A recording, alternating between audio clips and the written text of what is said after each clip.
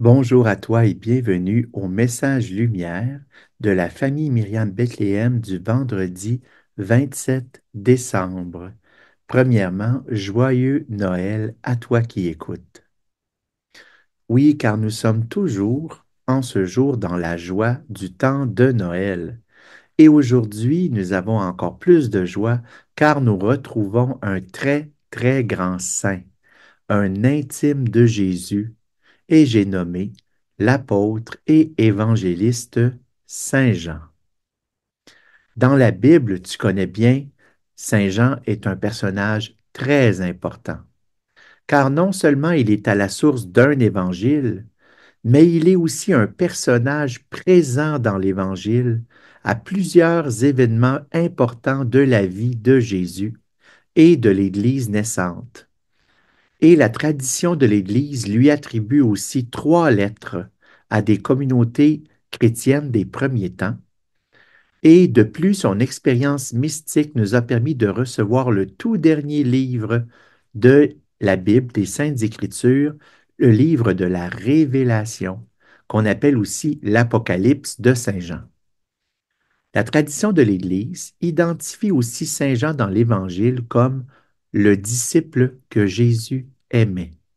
Ça nous décrit bien le niveau d'intimité qu'il avait avec Jésus, son amitié pour Jésus qui dépassait l'admiration, la sympathie ou l'intérêt. Il connaissait Jésus. Il avait sûrement eu avec Jésus de longues conversations, des cœurs à cœur, car Jésus l'avait touché particulièrement et lui avait connu Jésus dans une dimension plus profonde du cœur de Jésus, pas juste le maître qui enseigne, qui fait des miracles, qui donne des commandements nouveaux, mais l'être de fils envers le Père, l'être de Jésus comme fils envers le Père, aussi l'être de Jésus comme pasteur, sauveur de tous ses frères.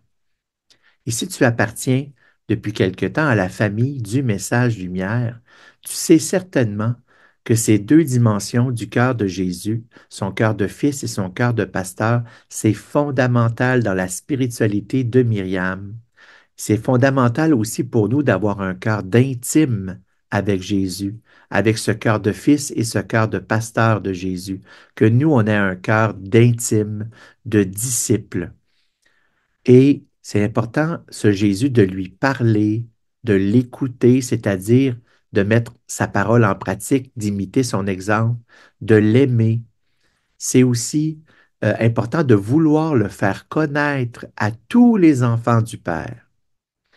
Et un des textes les plus importants de la Bible se situe au début de l'Évangile de Saint Jean et on l'appelle, le chapitre 1, le prologue. Et c'est un résumé mystique, un résumé théologique de tout le mystère de l'incarnation, du salut, de la grâce de Dieu envers l'humanité. Et c'est au commencement était le Verbe. Et tu connais probablement la suite. Si aujourd'hui, toi et moi, on prenait le temps, en quelque part dans notre journée, de prier le prologue, de le méditer, ce texte si important, à la lumière des traditions d'intimité qu'on reçoit dans la spiritualité de la famille Myriam.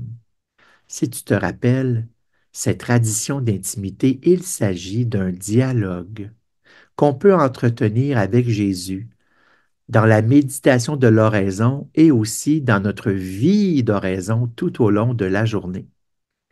Jésus, première question des traditions d'intimité, Jésus, qu'attends-tu de moi aujourd'hui? Deuxième question, Jésus, comment pourrais-je faire la communion? Travailler au projet du Père. Et troisièmement, Jésus, dans telle ou telle situation, que ferais-tu à ma place? Je te propose de vivre cette expérience aujourd'hui du prologue, de le relire, de le prier, de le méditer, peut-être de le partager avec d'autres, dans l'esprit de ces traditions d'intimité en posant ces 3 questions à Jésus. Et je voudrais te partager une expérience que moi aussi j'ai faite de la parole de Dieu, que j'ai vécue en lien avec la deuxième question des traditions d'intimité. Jésus, comment ferai-je la communion? Laisse-moi en premier te lire le texte de la messe d'aujourd'hui de l'Épître au tout début de la première lettre de Saint Jean. Bien-aimés, ce qui était dès le commencement, ce que nous avons entendu, ce que nous avons vu de nos yeux, ce que nous avons contemplé et que nos mains ont touché du Verbe de vie, nous vous l'annonçons. Oui, la vie s'est manifestée. Nous l'avons vue, nous en rendons témoignage. Nous vous annonçons la vie éternelle qui était auprès du Père et qui s'est manifestée à nous. Ce que nous avons vu et entendu, nous vous l'annonçons à vous aussi, pour que vous aussi, vous soyez en communion avec nous. Or, nous sommes nous aussi en communion avec le Père et avec son Fils Jésus-Christ, et nous écrivons cela afin que notre joie soit parfaite. Que c'est beau, ce texte tiré du tout début de l'Épître, de la première lettre de Saint Jean. Alors voici cette petite expérience que j'ai faite.